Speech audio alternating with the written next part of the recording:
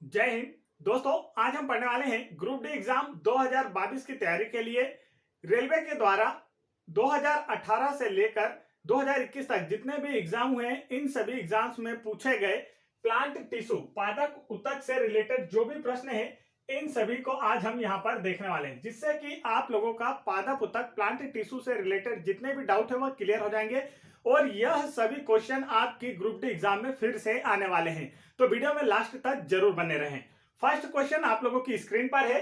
First question में आप लोगों से पूछा गया है, निम्न में से कौन सा पशु उत्तक प्रकार नहीं है। हर क्वेश्चन के लिए 4 ऑप्शन होंगे आपके लिए और जिसका आंसर आप लोगों को जल्दी से कमेंट करके बताना है।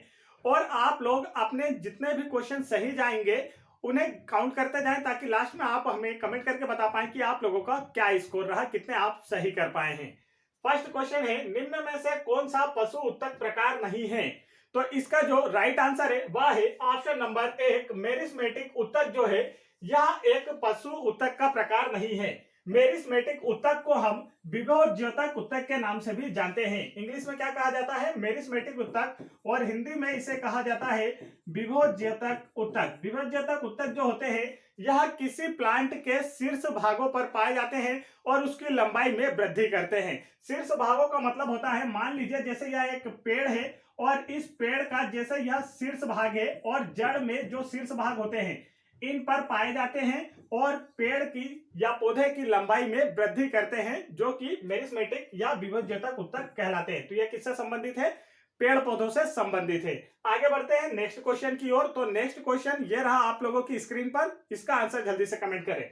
नेक्स्ट क्वेश्चन में पूछा गया है, किसी पौधे का कौन सा भाग पौधे की जड़ों से पौधे के शेष भागों में जल का परिवहन करता है।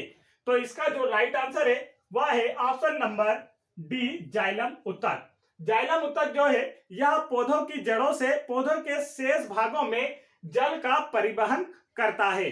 जाइलम उत्तक जो है यह एक संवहनी उत्तक है। इसे जटिल स्थायी उत्तक भी कहा जाता है। यह भी पूछा जा सकता है ऑप्शन में कि यह किस तरीके का उत्तक है। तो एक जटिल स्थायी उत्तक है जिसे हम संवहनी उत्तक के नाम से भी जानते हैं या इसे चालनी उत्तक के नाम से भी जानते हैं। चालनी का मतलब होता है एक जगह से दूसरी जगह जाना, तो इसे इन तीनों नाम से भी जाना जाता है। तो पेड़ पौधों में जो जल को एक भाग से दूसरे भाग में पहुंचाने का कार्य किया जाता है, किसके द्वारा किया जाता है? जाइलम उत्तक के द्वारा। आगे बढ़ते हैं नेक्स्ट क्वेश्चन की ओर। नेक्स्ट क्वेश्चन आप लोगों की स्क्रीन पर है। नेक्स्ट क्वेश्चन में आप लोगों से पूछा गया है, कौन पौधे का कौन सा हिस्सा पानी और खनिज के परिवहन में सक्षम होता है। तो इसका जो राइट आंसर है वह है ऑप्शन नंबर सी, जाइलम जो है यह पानी अर्थात जल और खनिज, जो जड़ें होती हैं, जड़ों के द्वारा किसी पौधे की जितने भी खनिज या जल को अवशोषित किया जाता है, तो यह पौधों के विभिन्न भागों में किसके द्वारा पहुंचाया जाता है? जाइलम उत्तक के द्वारा। और जाइलम उत्तक जो है यह बंडल के रूप में पाए जाते हैं। आगे बढ़ते हैं। नेक्स्ट क्वेश्चन आप लोगों से पूछा गया है, मृदुतक और स्थूल उत्तक किस प्रकार के उत्तकों के प्रकार हैं। तो इसका जो राइट आंसर है जल्दी से आप लोग कमेंट करके बताएंगे। चलिए, मृदुतक और स्थूल उत्तक जो है किस प्रकार के उत्तक है, यहां आपसे पूछा गया है। तो इसका जो राइट आंसर है वह है ऑप्शन नंबर सी, सरल स्थायी उत्तक है। मृदुतक और स्थूल उत्तक, मृदुतक का मतलब होता है पेरेनकाइमा। मृदुतक का मतलब क्या होता है? पेरेनकाइमा। और स्थूल कोण उत्तक का मतलब क्या होता है? तो यह होता है कोलेनकाइमा। तो इनके आप हिंदी और इंग्लिश दोनों में नाम याद रखें, क्योंकि एग्जाम में कभी कभी आप लोगों को ऑप्शन हिंदी में दिए जाते हैं और कभी इंग्लिश में दिए जाते हैं। तो मृदुतक को कहा जाता है पेरेनकाइमा और स्थूल कोण उत्तक को कहा जाता है कोलेनकाइमा। यहाँ पूछा गया यह दोनों किसके प्रकार हैं। तो इसका राइट आंसर होगा सरल स्थायी उत्तक के।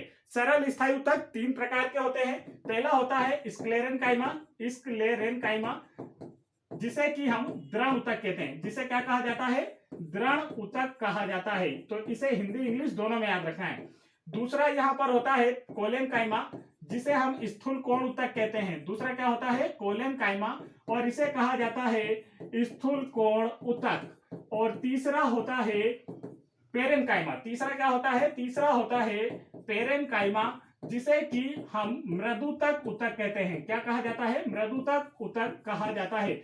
और ये तीनों ही सरल स्थायी उत्तक के उदाहरण हैं। तो तीनों के नाम आपको हिंदी में भी याद रखना है और इंग्लिश में भी याद रखना है, क्योंकि यह क्वेश्चन पूछे जाते हैं। आगे बढ़ते हैं। नेक्स्ट क्वेश्चन यहां आपसे पूछा गया है, पादप उत्तकों के संबंध में इनमें से कौन सा कथन गलत है? देखिए क्वेश्चन को मैं थोड़ा बड़ा कर देता हूं, आप लोगों को साफ दिखेगा। यहां पूछा गया है पादप उत्तकों के संबंध में इनमें से कौन सा कथन गलत है?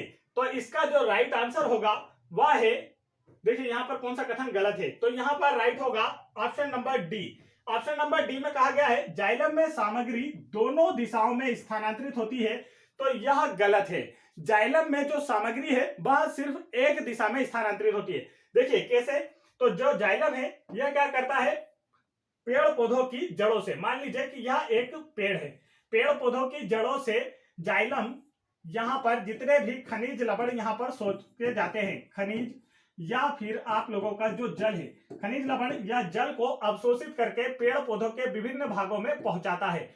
ऊपर से तो नीचे की ओर पानी या जल खनिज लवण नहीं लाता है, मतलब नीचे से ऊपर की ओर ले जाता है। तो यह कैसा होता है, एक दिशा में ही स्थानांतरित करता है। कैसा होता है, वन वे होता है, एक दिशा में ही यह जल को स्थानांतरित करता है। लेकिन यदि आपसे फ्लोएम के बारे में पूछा जाए तो फ्लोएम की गति दोनों दिशाओं में होती है, दोनों दिशाओं में यह सामग्री को स्थानांतरित कर लेता है। कैसे, तो देखिए यह मान लीजिए एक पौधा है, ठीक है, इस पौधे में नीचे जड़ है। अब यहां पर आप लोग को पता है यह पौधा है और पौधे की पत्तियों में बनता है प्रकाश संश्लेषण के माध्यम से खाद्य सामग्री, और खाद्य सामग्री को पेड़ पौधों में दोनों दिशाओं में, ऊपर की ओर और नीचे की ओर, मान लीजिए यहां पर जो भोजन बन रहा है, यहां पर जो भोजन बन रहा है इसे पेड़ पौधों के ऊपरी हिस्सों में भी फ्लोएम पहुंचाएगा और निचले हिस्सों में भी फ्लोएम पहुंचाएगा। तो फ्लोएम की जो गति होती है सामग्री को पहुंचाने के बाद दोनों दिशाओं में होती है और जाइलम की एक ही दिशा में होती है, यह आप लोगों को याद रखना है। आगे बढ़ते हैं, नेक्स्ट क्वेश्चन आप लोगों की स्क्रीन पर। नेक्स्ट क्वेश्चन में पूछा गया है कौन सा उत्तक संवहन पुल बनाते हैं? चार ऑप्शन आपको दिए गए और पूछा गया इनमें से कौन से उत्तक संवहन पुल बनाते हैं या किन्हें संवहनी उत्तक के नाम से जाना जाता है?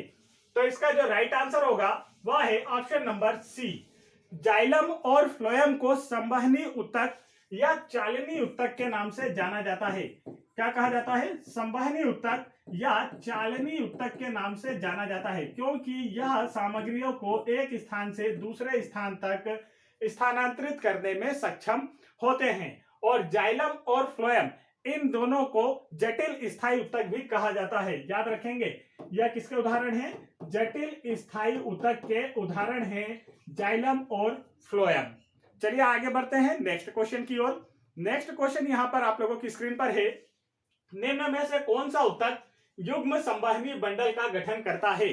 संवहनी बंडल, देखिए यहां पर शब्द क्या नजर आ गया है आप लोगों को, यहां से पहचान लेना प्रश्न को, संवहनी बंडल। तो अभी हमने कहा कि संवहनी उत्तक कौन कौन से होते हैं, उनका आंसर था जाइलम और फ्लोएम। तो यहां पर संवहनी बंडल किसमें पाए जाते हैं, आंसर होगा ऑप्शन नंबर बी, जाइलम और फ्लोएम जो है यह संवहनी बंडल उत्तक के युग्म का गठन करते हैं।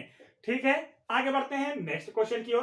दोस्तों यदि आप लोगों ने अभी तक वीडियो को लाइक नहीं किया फटाफट वीडियो को लाइक करें और चैनल पर पहली बार आए तो चैनल को जरूर सब्सक्राइब कर लें।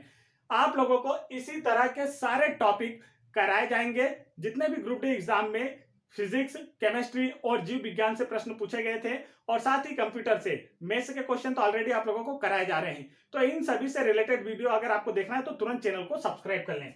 नेक्स्ट क्वेश्चन यहां पर आप लोगों से पूछा गया है, फ्लोएम डैश के अतिरिक्त निम्नलिखित में से अन्य सभी से मिलकर बना होता है। चार ऑप्शन आपको दिए गए और पूछा गया इनमें कि फ्लोएम इनमें से किस एक के अतिरिक्त बाकी सभी से मिलकर बना होता है। तो इसका जो राइट आंसर होगा वह है ऑप्शन नंबर बी, फ्लोएम वाहिका के।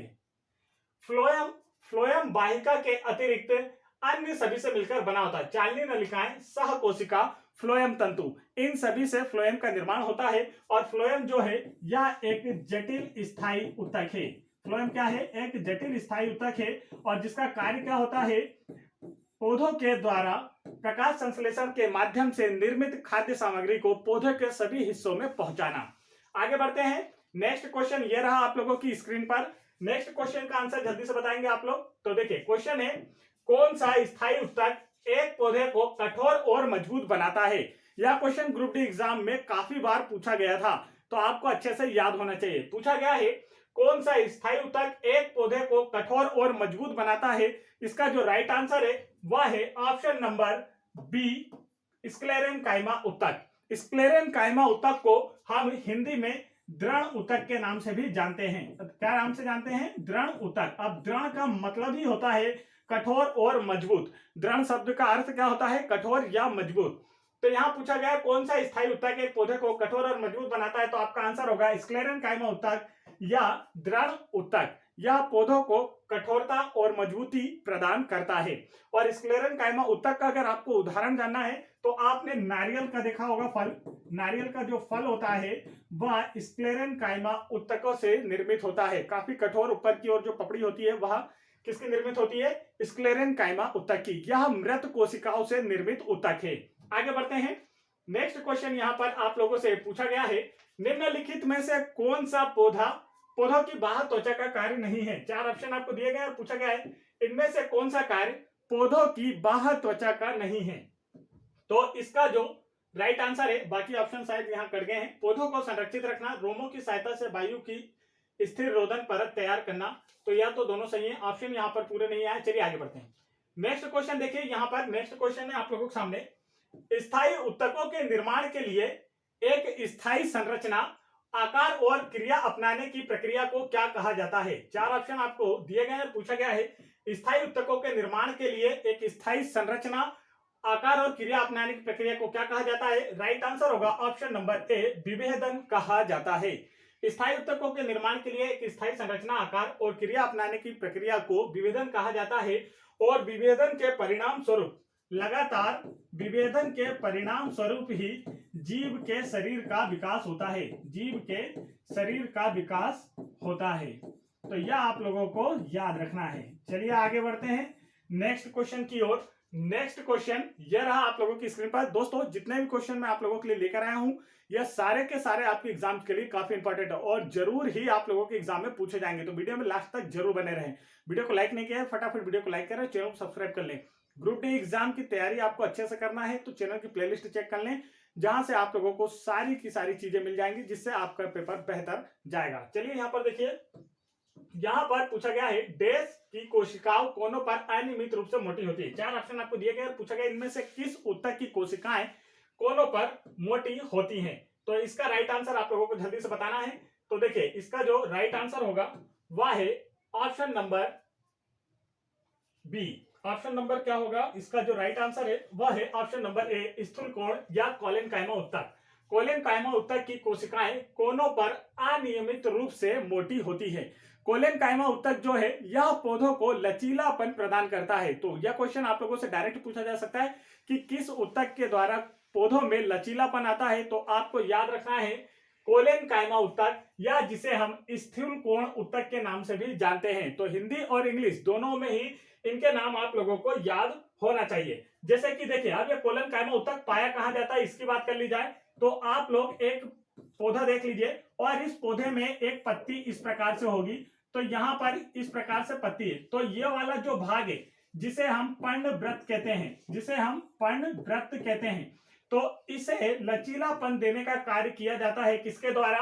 कोलेनकाइमा ऊतक के द्वारा। तो कोलेनकाइमा ऊतक कहां पाया जाता है? यहाँ पर इन दो नोडों के बीच में कोलेनकाइमा ऊतक पाया जाता है, जो कि लचीलापन प्रदान करता है। आगे बढ़ते हैं नेक्स्ट क्वेश्चन की ओर। तो नेक्स्ट क्वेश्चन ये रहा आप लोगों की स्क्रीन पर। नेक्स्ट क्वेश्चन में आपसे पूछा गया है पौधों में लचीलापन किस ऊतक के कारण होता है। तो देखिए यह क्वेश्चन आ चुका है जो मैंने अभी आपको समझाया। तो राइट आंसर होगा ऑप्शन नंबर सी, कोलेनकाइमा ऊतक के कारण पौधों में लचीलापन पाया जाता है। आगे बढ़ते हैं नेक्स्ट क्वेश्चन यहाँ पर पूछा गया है निम्नलिखित में से किन ऊतकों में कोशिकाएं जीवित होती हैं, लंबी और कोनों पर अनियमित रूप से स्थूल होती हैं? क्या पूछा गया है? किस ऊतक में कोशिकाएं जीवित होती है, लंबी और कोनों पर अनियमित रूप से स्थूल होती हैं? तो इसका जो राइट आंसर है वह है ऑप्शन नंबर डी, कोलेनकाइमा ऊतक। कोलेनकाइमा ऊतक को हम स्थूल कोण ऊतक के रूप में भी जानते हैं। किस रूप में जानते हैं? स्थूल कोण ऊतक के रूप में भी जानते हैं। अब देखिए यह स्थूल शब्द आपको यहाँ पर प्रश्न में देखने को मिला था।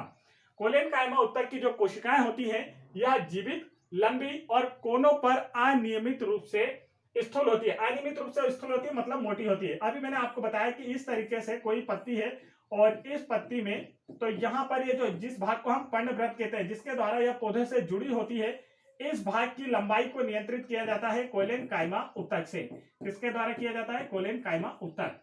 और कोलेनकाइमा उत्तक को हम किस नाम से जानते हैं? स्थिर कोण उत्तक के रूप में जानते हैं। ये यहाँ पर पाया जाता है, इसलिए यहाँ पर कभी कभी मोटाई पाई जाती है। आगे बढ़ते हैं। नेक्स्ट क्वेश्चन पूछा गया है, कोलेनकाइमा उत्तक की कोशिकाएं किस वजह से कोनों पर मोटी होती है? तो 4 ऑप्शन आपको दिए गए हैं और इनमें से किसके स्टोर के कारण कोलेनकाइमा की जो कोशिकाएं होती हैं वह कोनों पर मोटी होती हैं? तो जल्दी से इसका आंसर आप लोग बताएंगे, चलिए जल्दी से कमेंट कीजिए। तो इसका जो राइट आंसर है दोस्तों वह है ऑप्शन नंबर सी, सेल्यूलोज और पेक्टिन। कोलेनकाइमा उत्तक की कोशिकाएं सेल्यूलोज और पेक्टिन के से कोनों पर मोटी होती है। तो इस पौधे में अभी हमने बात की कि यहाँ पर, तो यहाँ देखिए यहाँ पर यह पर्णव्रत है और इस पर्णव्रत में यहाँ पर क्या इकट्ठा होता है? तो यहाँ पर सेलुलोज और पेक्टिन एकत्रित होता है, जिसकी वजह से यह कोनों पर क्या होती है? मोटी होती हैं। आगे बढ़ते हैं। नेक्स्ट क्वेश्चन पूछा गया है, डैश उत्तक में कोशिकाएं जीवित, लंबी और कोनों पर अनियमित रूप से मोटी होती हैं। तो इसका भी राइट आंसर होगा आपका ऑप्शन नंबर सी, कोलेनकाइमा उत्तक। सेम क्वेश्चन था जैसा हमने पिछले क्वेश्चन में पढ़ा था। आगे बढ़ते हैं। नेक्स्ट क्वेश्चन में पूछा गया है, सीब ट्यूब, यहां पर देखिए क्वेश्चन को ध्यान से देखेंगे। नेक्स्ट क्वेश्चन में पूछा गया है, सीब ट्यूब और सह कोशिकाएं मुख्य रूप से डैश के संचरण के लिए उत्तरदायी होती हैं। 4 ऑप्शन आपको दिया गया।